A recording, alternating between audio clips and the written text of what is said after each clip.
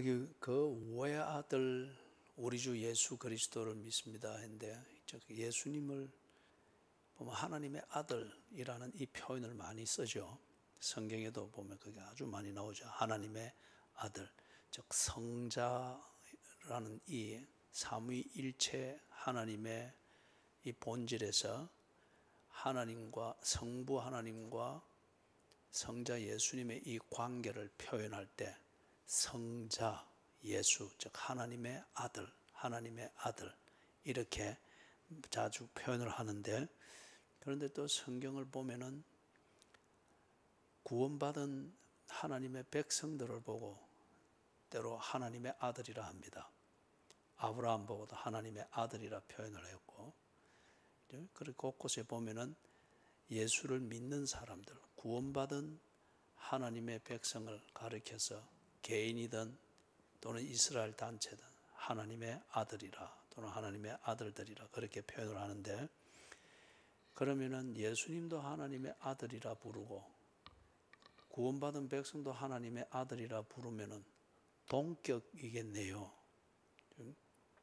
그렇게 해서 거기서 뭐 좀 재미삼아 그래 하는 것도 있겠지만은 좀 오해의 끝에 이래 예수님을 함부로 그래 형님 해서 하고, 그죠? 형님, 뭐 우리 형님 예수님 이랬었는데, 친근감을 표현하는 건 좋지만은 그 친근감 표현을 하기 위해서 좀 친해지고자 상대방을 망가뜨려서는 안 되죠. 그죠?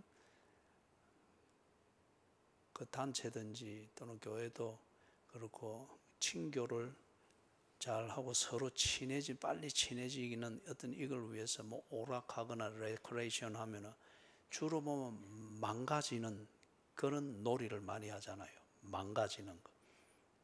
그렇게 해서 뭘 소위 벽을 허문다는 그런 그거로 병명으로 빌미로 그래 하지만은 사실 그렇게 망가지고 나면은 뒤에가 지금 영 어색하잖아요. 그죠?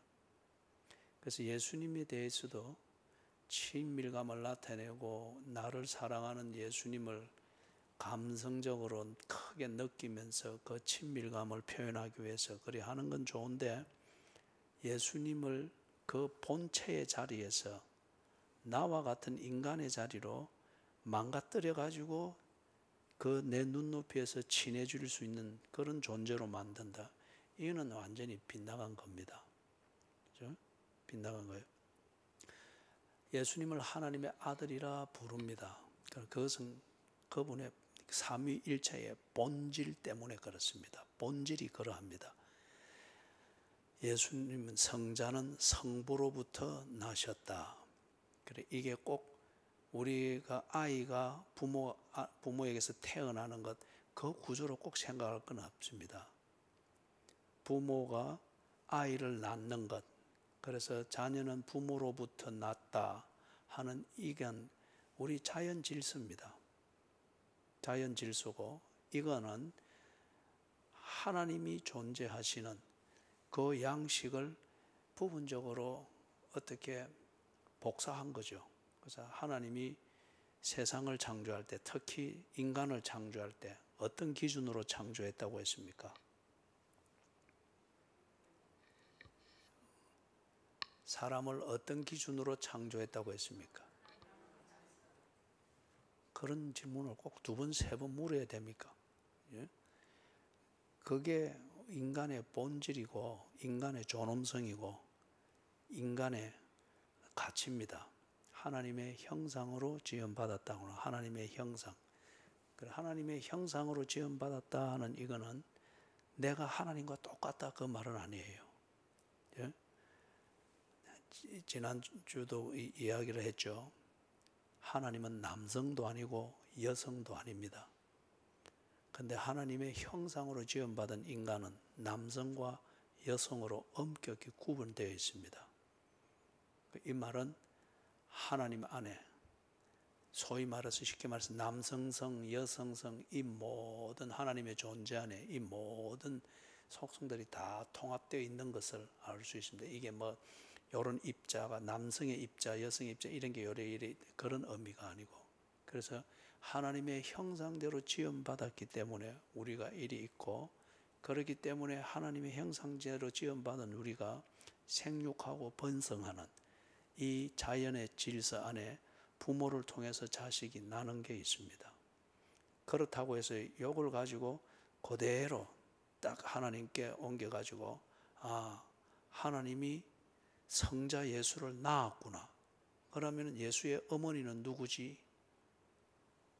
역사 가운데서는 육체적으로는 마리아인데 원래부터 계셨잖아요. 존재했잖아요. 그죠? 그럼 누구지? 그렇게 추론할 수가 없다는 거예요. 그죠?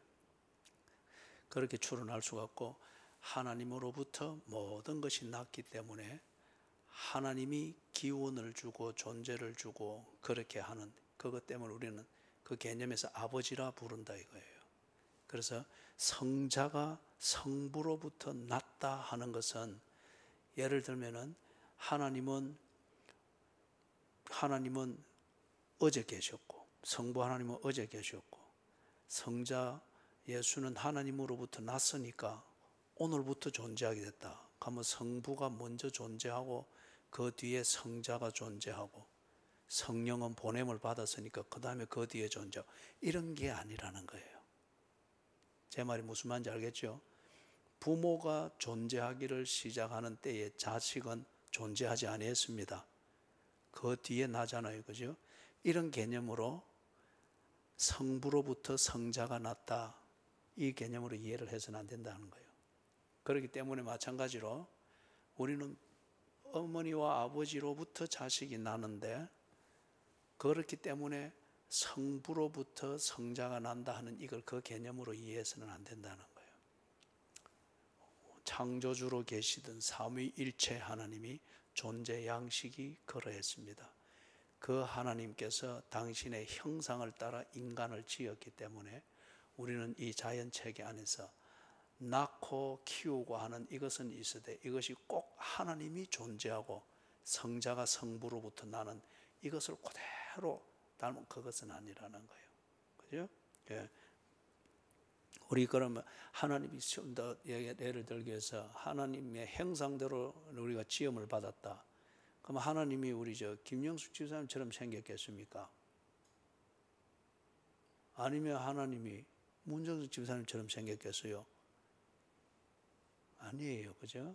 예, 그래서 그 형상대로 지음받았다 하는 것을 그리 이해할 수 있듯이, 자식이 부모로부터 났다 하는 이게 꼭 성부로부터 성자가 났다 하는 이걸 그대로 그런 식으로 이해해서는 안 된다는 거예요. 예? 그분들의 존재 양식이고 존재의 질서가 그랬다. 그런 의미에서 성부로부터 성자가 났다. 그래서 하나님의 아들이라 부르는데, 그런 것 같으면은 예수님을 성자를 하나님의 아들이라 부르는 것은 그분의 본질에 근거해서 하나님의 아들이라 부릅니다. 본질적으로 애초에 하나님의 아들이라는 거예요. 그죠? 존재적으로. 그런데 아브라함이나 하나님의 백성들, 그리고 오늘 우리와 같은 자들, 요한복음 1장 12절에 영접하는 자, 곧 그 이름을 부르는 자들에게는 뭐라고요? 그렇죠. 하나님의 자녀가 되는 권세를 주셨다 그랬죠. 하나님의 자녀가 되는 권세를 주셨다. 그럼 우리도 지금 하나님의 자녀입니다. 그런 것 같으면 우리는 본질적으로 하나님의 자녀, 하나님의 아들이다, 이게 아니에요. 하나님의 자녀가 되는 권세를 주셨다고 했죠. 누구에게 그 권세를 준다고 했습니까? 어떤 사람에게 하나님의 자녀가 되는 권세를 주십니까? 영접하는 자, 곧 그 이름을 부르는 자. 그러면 이 말은 우리 로마서의 표현 같으면은 예수님의 은혜로 말미암아 성부 하나님이 결정을 해서 우리를 양자로 드린다는 겁니다. 그죠? 양자로 드리고, 그 다음에 예수님을 다 중개인으로 해서 하나님과 나 사이에 관계가 딱 맺어진다는 거예요. 그래서 그 관계 때문에 나를 하나님의 아들이다, 하나님의 자녀라고 부르는 거예요. 그래서 예수를 하나님의 아들이라 하는 것은 원래 하나님의 아들입니다. 삼위일체의 관계 안에서. 그런데 나나 여러분이 하나님의 아들이다, 하나님의 자녀다 불리는 것은 양자이기 때문에 그렇습니다. 이 하나님이 예수님을 통해서 양자로 입양했기 때문에 관계가 만들어졌잖아요. 그래서 하나님의 아들이다 이렇게 부르는 거예요. 구별이 되시죠? 그죠? 예. 그 다음에 이제 좀 보면은 그 외아들 이렇게 했으니까 그 본질이 성부 하나님과 성자 예수님의 관계가 그렇기 때문에 그 외아들이라고 한다. 그런 것처럼 그분의 본성은 뭡니까? 하나님입니다. 그죠? 그분의 본성은 하나님입니다. 자, 이걸 요한복음 1장 참고할 것은 요한복음 1장 1절에서부터 18절 그랬는데 지금 우리는 요 좀 시간을 정리하기 위해서 14절부터 한번 보십시다.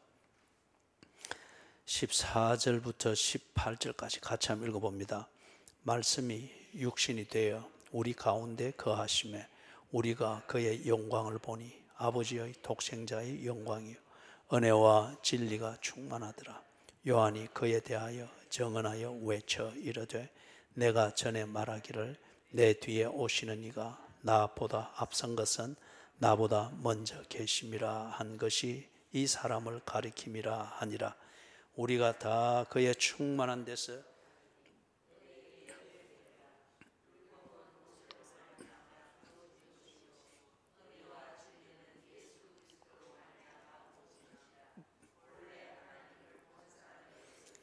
아버지 품속에 있는 독생하신 하나님이 나타내셨느니라. 아멘. 자, 거기서 14절에서 보면 우리가 그의 영광을 보니 아버지의 독생자의 영광이요. 예수를 보니까 말씀이 육신이 되어서 왔다. 두 가지 의미에서 이야기할 수 있어요. 이것에 대해서는 집중적으로 복잡하게 설명할 것은 오늘의 과제가 아니고 간단하게 정리를 하면은 첫째는 예를 들면은 저와 여러분 사이에 다 교제가 되고 서로 존재하고 있는 것이 실감이 되고 인식이 되고 그래서 관계가 탁 맺어지는 것은 무엇으로 연결이 됩니까? 말로 지금 되고 있어요. 그죠? 말을 통해서 내 마음이 여러분에게 전달되고 있고 그리고 여러분의 마음이 내게 전달되고 있고 거기에 따라서 서로 하나가 되기 위해서 교제를 하고 그렇게 하죠. 하나님이 계시고 사람이 있는데 사람이 하나님을 못 봅니다.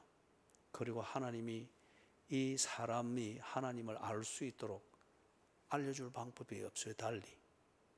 그래서 그것을 연결하는 게 뭐였느냐? 예수님이라는 거예요.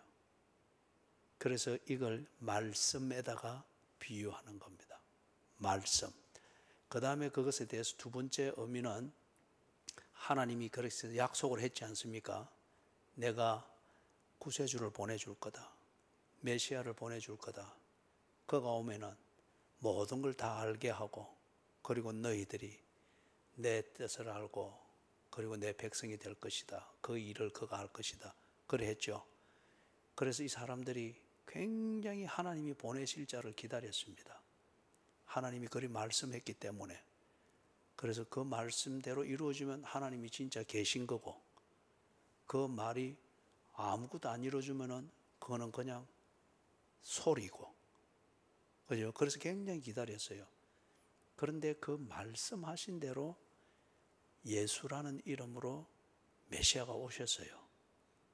그리고 하나님이 말씀해 주신 대로 그분이 모든 것을 다 하셨어요. 그 결과 하나님의 자녀라는 권세를 가지게 된 이 사람들이 하나님의 자녀로서 살고 있게 된 겁니다. 무슨 말씀인지 알겠죠? 예수를 왜 말씀이라 하느냐? 하나님과 인간이 소통이 되도록 하기 위해서. 그죠?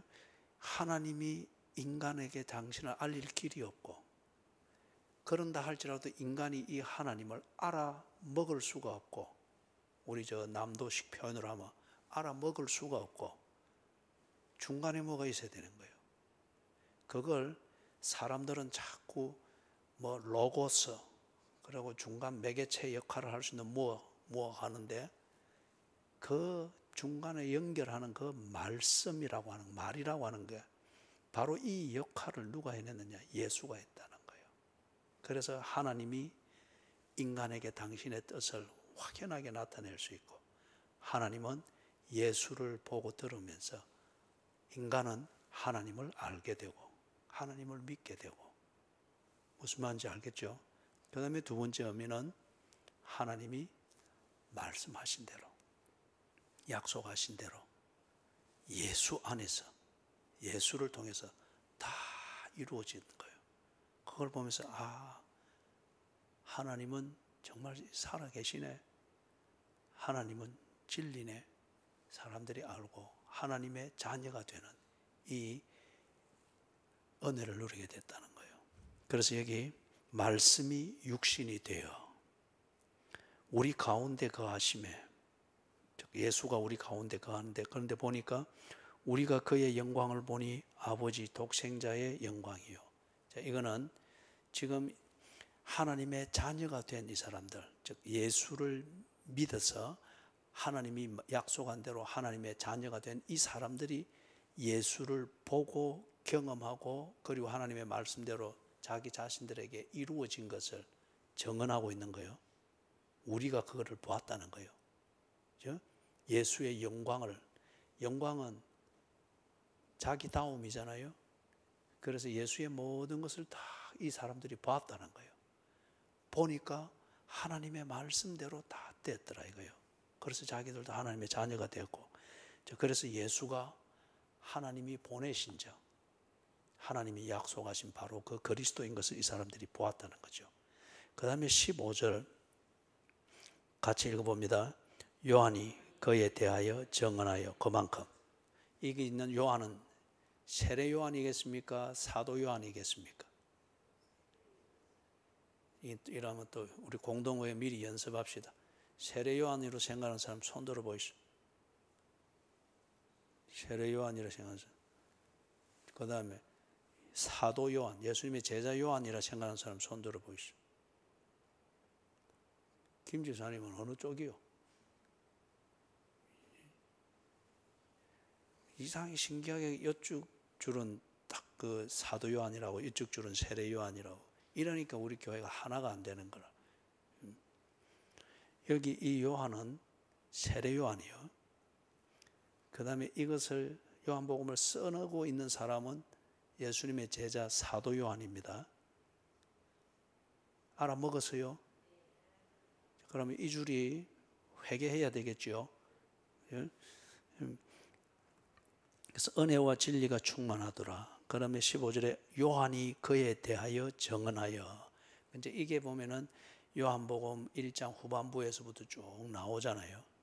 세례 요한이 광야에서 외치고 그래 하죠, 그죠?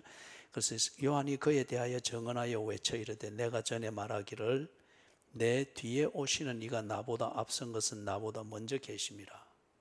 자, 그러면은 출생일에 대해서 또 한 번 더 공동의 연습해 보십시다. 예수님의 출생일과 세례 요한의 출생일, 누가 먼저 났습니까? 예수님이 먼저 났다고 생각하는 손 들어 보시오. 세례 요한이 먼저 났다고 생각하는 손 들어 보시오.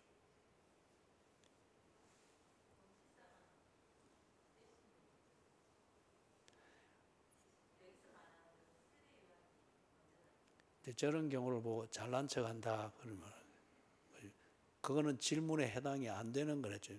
출생일에 관해서 내가 묻는다 그러지. 그러고 표본사는 왜 항상 앞에 가만히 보고 있다, 앞에 사람들 손 드는 거 많이 드는 쪽에 따라서 뒤에 들고 이렇게. 여기 세례 요한이 예수님보다 며칠 일찍 났죠? 6개월 먼저 났죠. 그죠? 6개월 먼저 났는데 여기 보세요. 여기 내 뒤에 오시는 이가 지금 이제 공적인 사람들이 알도록 자기를 드러내놓고 생활을 시작한 것은 세례 요한이 먼저였어요. 그렇기 때문에 여기 내 뒤에 오시는 이는 이제 예수님은 세례 요한보다 한 6개월 뒤에 공식적으로 자기를 드러내놓고 이제 활동을 하기를 시작했죠. 그래서 내 뒤에 오시는 이가, 그런데 여기 보니까 나보다 앞선 것은 나보다 먼저 계십니다. 여기서 나보다 앞선 것은 이는 세례 요한이 존재하기 전에, 그분은 태어나기 전에 이미 존재하고 계셨다는 거예요. 이 얘기를 조금 전에 잘난 척 하던 그 교인이 하던 말이에요. 그죠? 예. 무슨 말인지 알겠죠? 그래서 사람들은 출생한 때로부터 그 사람의 존재를 생각하지 못하는데, 그런데 세례 요한이 딱 그렇게 강조하는 거예요. 내가 먼저 출생했지만은 내 뒤에 오는 이분은 내가 있기 전부터 있었다. 그러면 영원부터 존재했던 그분이라는 거예요. 그래서 하나님의 성부 하나님의 약속대로 메시아를 보내겠다 하는 그 약속의 때를 따라서 출생하여 이 땅에 오셨다 하는 이걸 지금 이렇게 강조해서 이야기하는 겁니다. 자, 그러면은 두 번 여기 정언이 됐죠. 한 번은 우리가 예수의 영광을 보았습니다. 여기 말하는 우리, 하나님의 자녀된 우리라는 이 사람들이 예수님을 가만히 겪어보니까 이분은 하나님이 약속한 대로 이 땅에 오신 메시아구나. 그래서 그들이 하나님의 자녀가 됐어요. 예수를 믿고. 그 다음에 세례 요한이, 이거는 유대인들이 다 믿지는 안 믿는 사람은 있을지 모를지라도 세례 요한을 다 두려워하고 존경하고 인정했습니다. 이 세례 요한이 예수의 영광을 증언을 했습니다. 출생한 그 일자로만 이분의 존재가 있는 게 아니고 출생하기 전부터 이분은 이미 존재했었다. 그런데 출생하여 나와 같은 몸을 입고 내 뒤에 오는 것은 하나님의 약속대로 메시아로 오십니다. 자, 그래서 두 번에 딱 증언을 하니까 18절 같이 읽어봅니다. 본래 하나님을 본 사람이 없을 때 아버지 품속에 있는 독생하신 하나님이 나타내셨느니라. 그렇기 때문에 이제 이 두 가지 큰 정언을 토대로 예를 들면서 우리가 보았고 세례 요한이 정언을 했다시피 결과적으로, 그래서 본래 하나님을 본 사람이 없으되 아버지 품속에 있는, 즉 성자 예수, 아버지 품속에 있는 독생하신, 이분이 독생하셨다. 예수님이죠. 하나님이, 독생하신 하나님이, 즉 성자 예수님이 나타내셨느니라.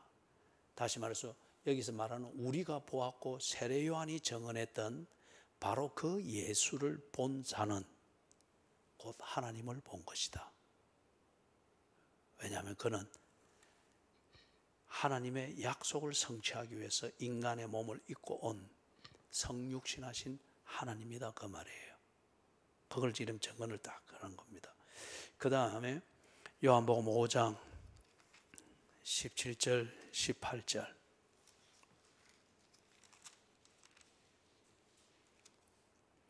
요한복음 5장 17절 18절 같이 읽습니다. 예수께서 그들에게 이르시되 내 아버지께서 이제까지 일하시니 나도 일한다 하시매 유대인들이 이로 말미암아 더욱 예수를 죽이고자 하니 이는 안식일을 범할 뿐만 아니라 하나님을 자기의 친아버지라 하여 자기를 하나님과 동등으로 삼으심이로라.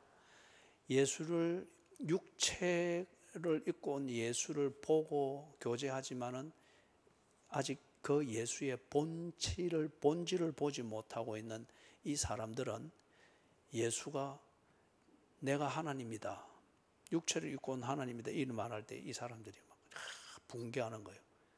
그들이 하나님을 믿고 하나님을 두려워는 하는데 그들이 하나님을 믿는다는 이 믿음은 그야말로 자기 주관적이고 맹목적이에요. 하나님을 아는 지식이 올바르지 못하다 보니까 하나님은 믿지만은 정작 하나님이 자기들 눈앞에 있는데도 못 알아보는 거예요. 그래서 하나님을 믿는 믿음으로, 참 모순되게도 하나님을 믿는 믿음으로 눈앞에 그들 앞에 찾아오신 하나님을 미워하고 죽이려고 하는 거예요.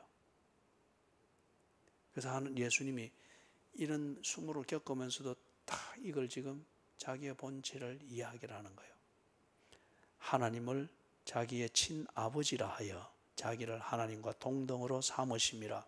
즉 예수는 하나님이라는 겁니다. 예수님 스스로 지금 드러내는 게. 자, 그 다음에 요한복음 8장 18절에서 20절. 요한복음 8장 18절에서 20절 같이 읽습니다. 내가 나를 위하여 정언하는 자가 되고 나를 보내신 아버지도 나를 위하여 정언하시느니라. 이에 그들이 묻되 네 아버지가 어디 있느냐? 예수께서 대답하시되 너희는 나를 알지 못하고 내 아버지도 알지 못하는도다. 나를 알았더라면 내 아버지도 알았으리라. 거기까지 19절까지만. 거기서 당신이 하나님이시다 하는 이걸 내 아버지도 정언하시느니라. 즉 삼위일체 이 관계를 가지고 지금 이야기를 합니다. 그러니까 이 사람들이 네 아버지가 어디 있노? 그러니까 19절에 마지막에 나를 알았더라면 내 아버지도 알았으리라. 다시 말해서 예수님이 여기서도 지금 당신이 단지 하나님이 보낸 신령한 심부름꾼이다 이 말이 아니고 예수님은 바로 하나님이다. 당신의 본성이 하나님이다. 이걸 지금 강조해서 말을 하는 거예요. 그러면은 이제 여기서 18절에서 말하는 것처럼 내가 나를 위하여 정언하는 자가 되고, 즉 다시 말해서 이 말은 예수가 하는 모든 일이 당신이 하나님의 속성을 가진 본질이 하나님이라고 하는 것을 증명하는 것이 된다는 거예요. 좀 이따 우리가 보겠어요. 예수님이 한 일을 보면은 그분이 하나님일 수밖에 없다는 것이 인정이 된다는 거예요. 그 다음에 두 번째로 나를 보내신 아버지도 나를 위하여 정언하시느니라. 그러면은 하나님이 눈에 보이고 있는 이 예수가 바로 동등한 하나님이라고 하는 것을 성부 하나님이 정언을 해야 됩니다. 그죠? 그럼 어떻게 하셨느냐? 이것도 우리가 조금 이따가 보도록 그렇게 하십시다. 그 다음에 마지막으로 한 군데 더 봅니다. 요한복음 10장 30절.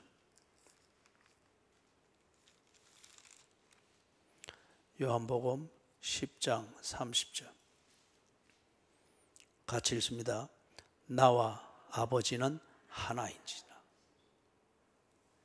이게 단지 예수님 혼자의 주장이면은, 그래서 앞에서 8장 18절 19절에서 본 것처럼 예수가 하는 모든 일을 보니까 사람들이 하나님이 아니면 저런 일을 할 수가 없지. 그렇게 해서 증명이 되고, 두 번째 삼위일체 하나님인 것 같으면은 다른 삼위 성부와 성령께서 예수가 하나님이시다 하는 것을 정언하는 게 있어야 됩니다. 그죠? 그렇지 않는 것 같으면은 예수님 혼자서 나는 하나님이다, 내 아버지는 하늘에 계신다 뭐 이래 해서면은 예수가 미친 사람이든지 아니면은 거짓말쟁이든지 아니면은 뭔가 아주 종교적 교주가 되어 가지고 이런 종교적인 그러한 광신도들을 모아가지고 자기 뭔가 목적을 이루려고 하든지 그렇겠죠. 그런데 만약에 예수가 하시는 모든 일들을 볼 때 사람들이 목수의 아들은 맞는데 하는 내용은 하나님이 아니면 저렇게 살 수가 없지, 이렇게 되는 내용이 있고, 그 다음에 그들이 믿고 있는, 예수는 안 믿지만 하나님은 믿고 있는 그 사람들에게서 바로 그 하나님이 너희들 눈앞에 있고 너희들에게 찾아온 그가 바로 나의 아들이다, 나와 같은 하나님이다, 이걸 증언하는 것이 있다면은 예수는 거짓말쟁이가 아니고 미친 것도 아니고 종교적 교주가 되려고 하는 것도 아니고 뭘 지금 말하는 거예요? 진리를 말하고 있는 거죠. 그럼 이 증거를 봐야 됩니다. 그죠? 증거를 봐야 돼요. 자, 그래서 저기 봅니다. 로마서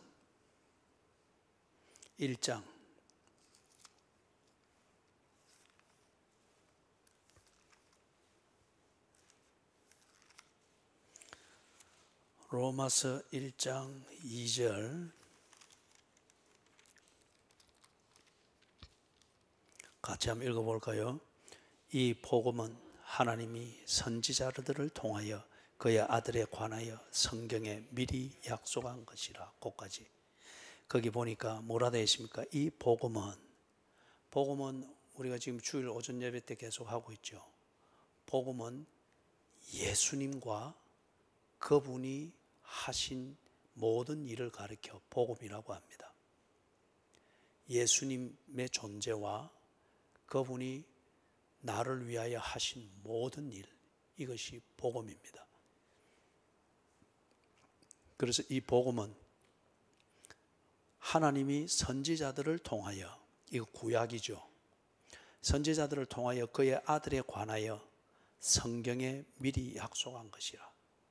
그러면은 우리가 구약에서 보듯이 선지자들을 통하여서 오랫동안 일관되게 하나님이 약속했죠. 구세주를 보내줄 것이다. 메시아를 보내서 너희들을 구원할 것이다. 계속 약속해 주시고 약속을 확인해 주고 그 약속이 이루어지는 대로 기다릴 것을 그렇게 했잖아요. 그죠?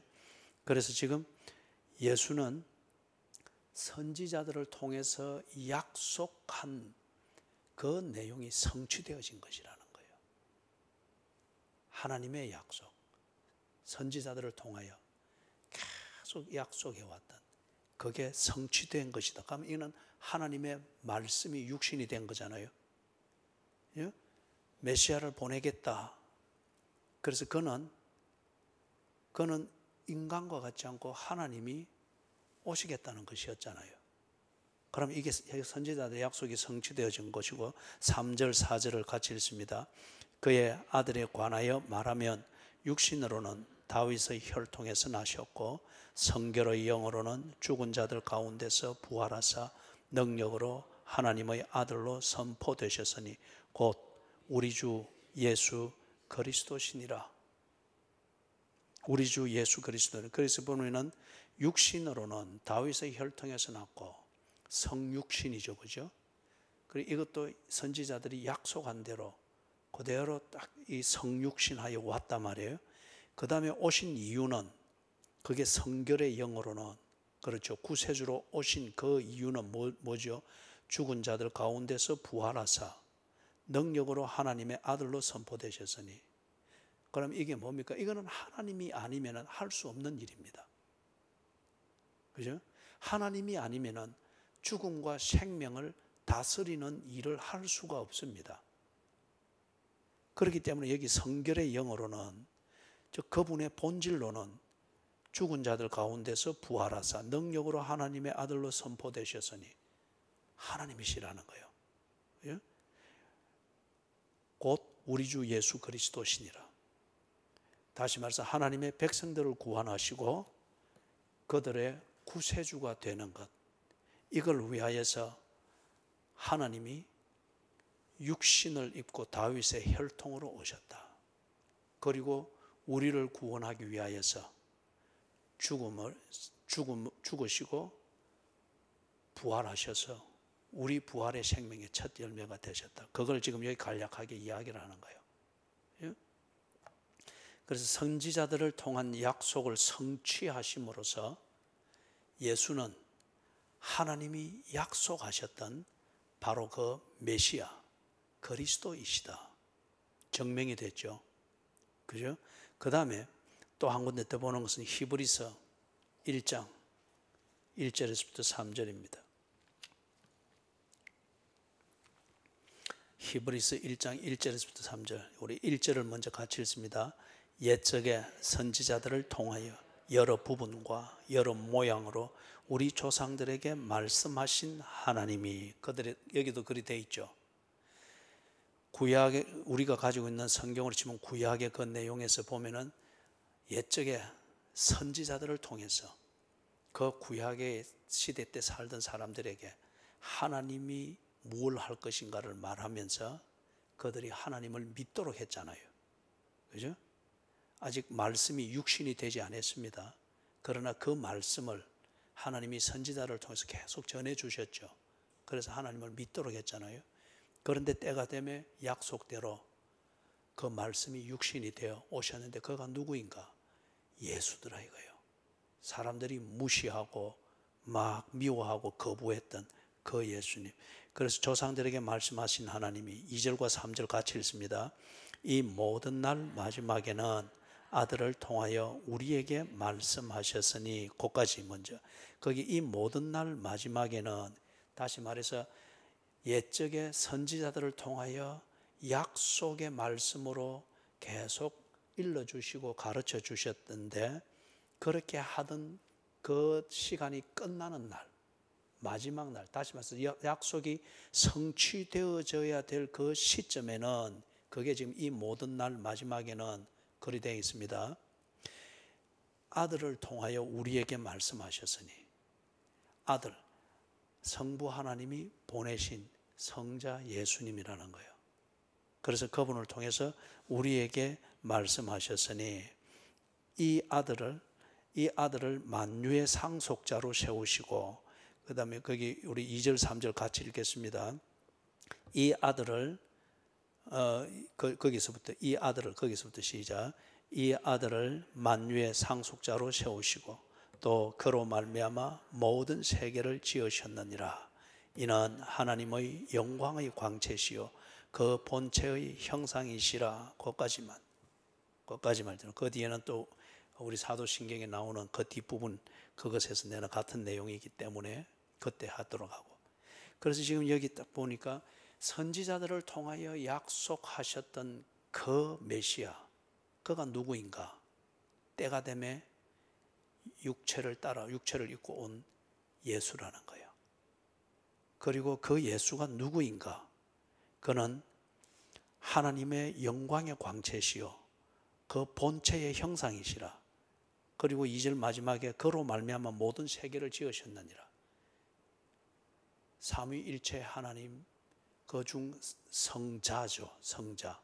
그죠? 그래서 그가 약속대로 왔다. 육체를 입고 있는 그 형상은 무엇이냐? 예수라고 하는 분이다 말이에요. 자, 그러면은 이제 첫 번째 증명은 선지자들을 통하여서 약속해 왔다. 이거는 이스라엘 사람들이 다 믿고 있습니다. 믿고 있고 약속을 하신 분이 성부 하나님이라고 하는 것도 믿고 있습니다.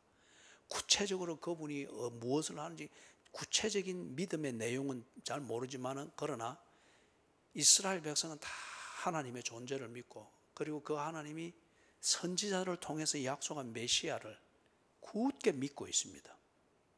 그들이 선지자들을 믿고 있기 때문에, 그리고 그 메시아의 소망을 두고 있었죠. 그런데 이 나사렛 예수가 바로 그 선지자들을 통하여서 약속한 대로 오신 분이었다. 이것을 그 예수님의 생애를 겪고 난 뒤에 또 보니까 구세주가 아니면 할 수 없는 일들이 그들에게 일어났거든요. 그리고 구세주가 오면 이런 일을 하리라, 이런 일을 하리라, 선지자들이 예언한 대로 그대로 일들이 다 일어났거든요. 그렇기 때문에 지금 사도 요한이 이 글을 정리를 하는 거예요. 요한복음은 예수님이 성천하시고 난 뒤 약 한 50년 뒤에 정리해서 기록이 되진 거예요. 그렇기 때문에 이걸 다 예수님을 충분히 경험하고 검증하고 알고 그분을 통해서 하나님의 자녀가 되는 이 하나님의 은혜를 분명히 확인하고 난 뒤에 사람들에게 이걸 다 다시 알려주는 겁니다. 예수가 그리스도이시다. 바로 그분이 선지자들이 약속했던 메시아다. 메시아를 막연히 기다리지 말고 바로 예수가 메시아인 것을 믿으라. 그를 믿으면은 하나님의 자녀가 되는 권세가 있느니라. 그걸 지금 말을 합니다. 증명을 했어요. 그 다음에 두 번째 중요한 또 증명이 돼야 되죠. 예수님이 스스로 당신이 하시는 모든 일과 그의 삶을 통해서 사람들이 떡 지켜볼 때, 저분은 하나님이다. 왜냐? 하나님이 아니면은 저분이 지금 하는 일이 저런 게 일어날 수가 없다. 일이 되는 내용이 있어야 됩니다. 그 다음에 두 번째, 아까 아버지께서 나를 증언하신 것 같이 그랬죠. 삼위일체 하나님 중에 성자일 것 같으면은 성부와 성령이 이 성자가 하나님이라고 하는 것을 증명하고 증언하는 게 있어야 됩니다. 그죠? 그래서 첫 번째, 예수님 당신의 삶 자체가 하나님이 아니면 이루어질 수 없다. 이거는 여러분 가장 명백한 것은 복음서입니다. 마태복음, 마가복음, 누가복음, 요한복음을 읽어보면 예수님의 생애와 그분이 하신 공개적으로 하신 일들을 딱 정리를 해놨잖아요. 그죠? 거기 보면은 표적과 이적과 기사들이 많이 나옵니다. 귀신을 쫓아내는 것. 다른 귀신을 쫓아낼 수 없잖아요.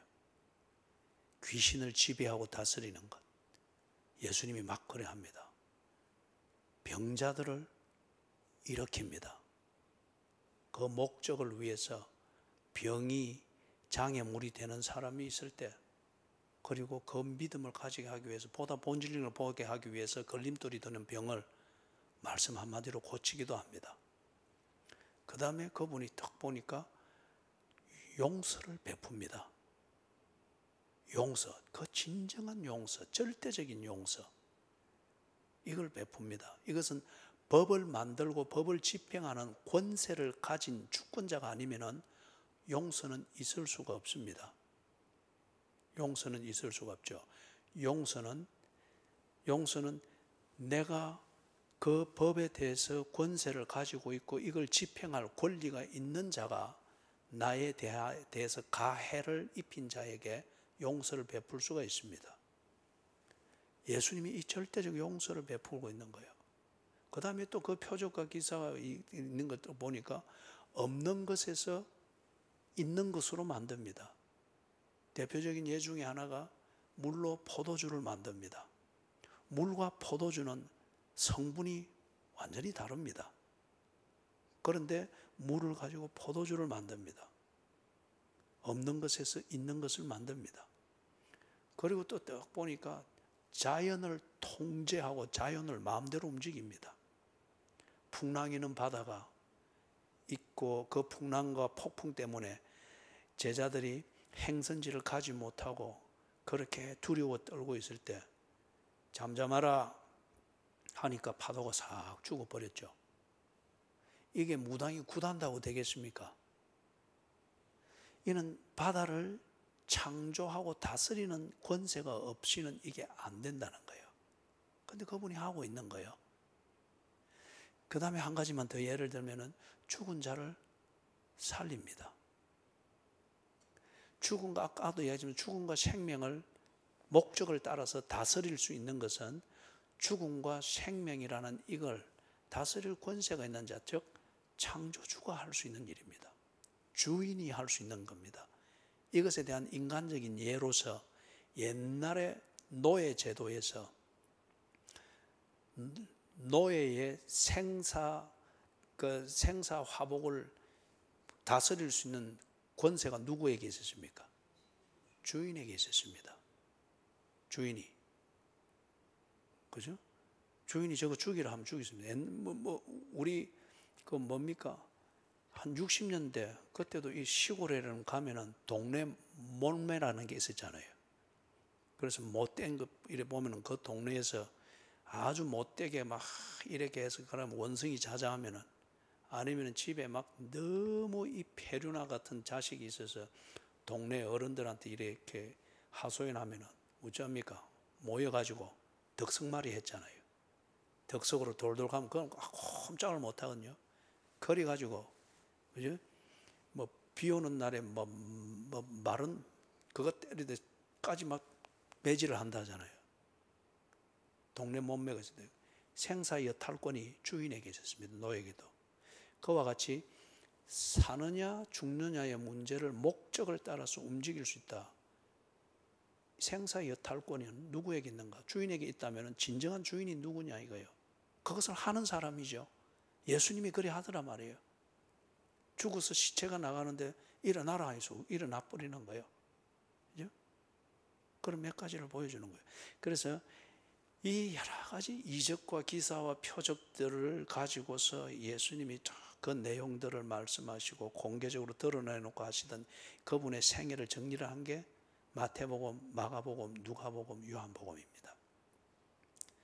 그 외에 사도행전에서부터 마지막은 예수님의 이 생애의 내용에 대한 설명입니다. 그게 어떤 의미인가 하는 것을 계시를 풀어주는 거죠. 그래서 그분의 하시는 이 생애를 딱 보니까 사람들이 보고 뭐라 합니까? 다 이구동성으로 그런 건 아니지만은 감정이나 유대교에 대한 종교적 편견 때문에 억지로 거부하고 이래 하지만은 그 사실을 부정하지는 못했잖아요. 그리고 거기서 마음이 열린 사람들은 뭐라 했습니까? 그는 실로 하나님이로다. 하나님이 아니면 어찌 이런 일이 날 수 있겠는가? 그 사람들이 예수가 나사렛 목수인 그 목수 요셉의 아들이라고 하는 것을 그걸 더 잘 알고 있습니다. 그런데 그 선을 넘어갈 정도로 예수를 인정하고 싶진 않은데 예수가 하는 일을 보니까, 그리고 그 일을 통해서 어떤 사람은 자기에게 하나님이 아니면 줄 수 없는 변화가 일어나는 것을 보고 그 삶이 바뀐 것을 보면서 그래 인정을 하는 거예요. 이는 목수의 아들이 아니더냐. 그런데 어찌 이런 일을. 그래서 결국에는 사람들이 예수가 성육신하여 온 하나님인 것을 인정하고 믿게 되죠. 그래서 예수님의 육신의 동생인 야고보와 유다도 예수를, 형님 예수를 아는 거기에서 나중에 이 모든 것을 본 뒤에 어쩝니까? 나의 주시며 나의 구세주입니다. 그렇게 해서 주를 섬기잖아요. 그죠? 마지막 한 가지를 보고 마칩시다. 마태복음 3장 16절, 17절. 마태복음 3장 16절, 17절. 같이 읽습니다. 예수께서 세례를 받으시고 곧 물에서 올라오실새 하늘이 열리고 하나님의 성령이 비둘기같이 내려 자기 위에 임하심을 보시더니 하늘로부터 소리가 있어 말씀하시되 이는 내 사랑하는 아들이요 내 기뻐하는 자라 하시니라. 지금 거기에 그 현장에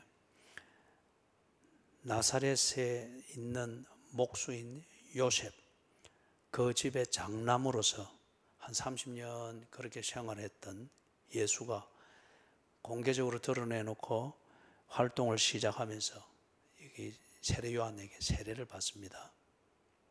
이 자리에 바로 이 현장에 삼위일체 하나님이 이 현장에 있습니까?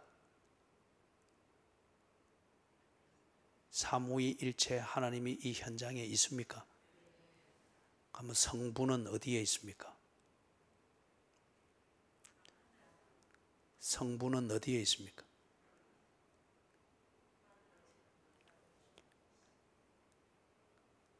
그 현장에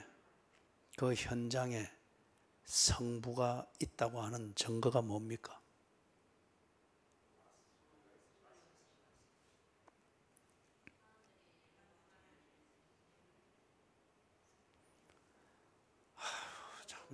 여러분들 참 중얼중얼 하지 말고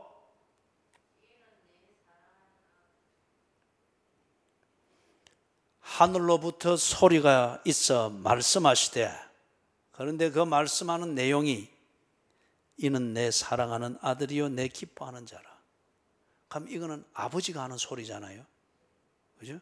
그리고 이 말은 다른 사람들이 들을 때에 어디 이상한 소리 났네, 이렇게 환상이네, 이리 못하도록 시편 2편에 있는 말씀을 그대로 인용한 거예요. 이는 내 사랑하는 아들이요, 시편 2편이고 내 기뻐하는 자라, 이사야서에 있는 거예요. 이거는 여기 있는 유대인들이 다 이 구약 성경을 알고 있거든요. 그리고 그것에 근거해서 메시아를 기다리고 있단 말이에요. 메시아가 오면은 이와 같을 거라고 했거든요. 이게 지금 딱 하늘로부터 소리가 들리는데 딱 이 소리가 나는 거예요. 아버지가 하는 소리잖아요. 그리고 그 소리가 누구를 향해서 하는 겁니까? 그럼 예수가 이 소리를 내시는 분의 아들이라는 거잖아요.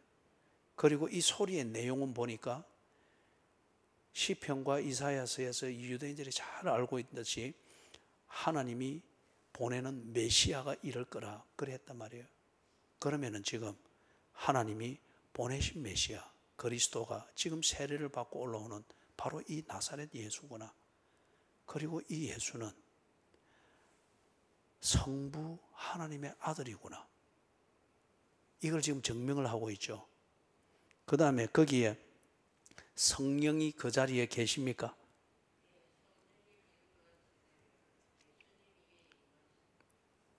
그게 이제 환상처럼 된 거예요. 비둘기가 내린 건 아니에요.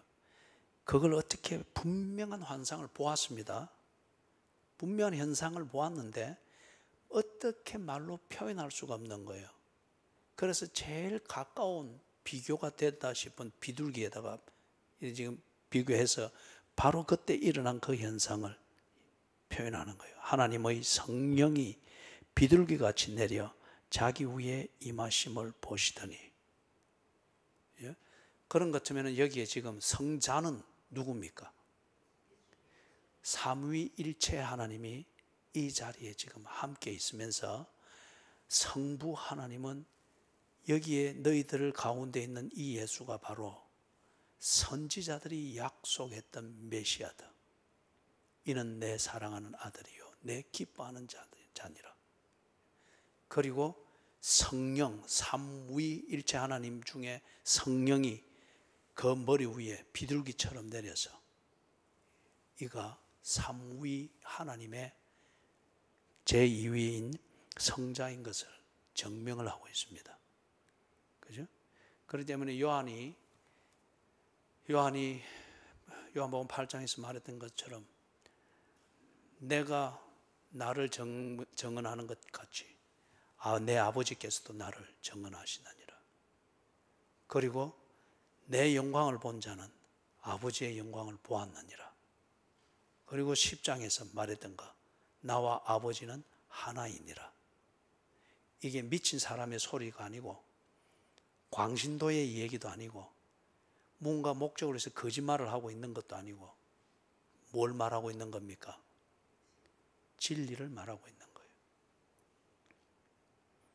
자, 우리 찬송